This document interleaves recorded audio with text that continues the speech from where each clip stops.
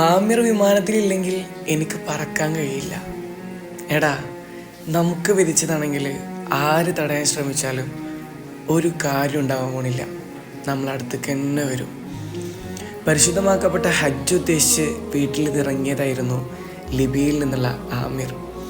എയർപോർട്ടിലെത്തിയ ആമിർ തൻ്റെ പേരുമായി ബന്ധപ്പെട്ട ചില സുരക്ഷാ പ്രശ്നങ്ങളിൽ പെട്ടുപോയി. കൂടെയുള്ള യാത്രക്കാരെല്ലാവരും വിമാനത്തിൽ കയറി, പക്ഷേ ആമിറിന് കയറാൻ കഴിഞ്ഞില്ല. ഞങ്ങൾ പരിഹരിക്കാൻ ശ്രമിക്കാം, നിങ്ങൾ കുറച്ച് കാത്തിരിക്കണം എന്നായിരുന്നു അവരുടെ മറുപടി. അത് കേട്ടപ്പോഴും ആമിർ വിമാനത്താവളം വിട്ടുപോകാൻ കൂട്ടാക്കിയില്ല.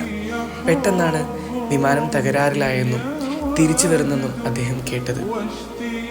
കേടുപാടുകൾ തീർത്ത് വിമാനം വീണ്ടും ഉയരാൻ വേണ്ടി ഒരുങ്ങി. പക്ഷേ പൈലറ്റ് വാതിൽ തുറക്കാൻ സമ്മതിച്ചില്ല. ഓഫീസർമാർ അറിയിച്ചു, ഹജ്ജ് നിങ്ങൾക്ക് എഴുതിയിട്ടില്ല. ഹജ്ജാണ് എൻ്റെ ഉദ്ദേശം. പടച്ചോൻ വിധിച്ചിട്ടുണ്ടെങ്കിൽ ഞാൻ പോകും, ആമിർ മറുപടി പറഞ്ഞു. വീണ്ടും വിമാനം നീങ്ങി തുടങ്ങി.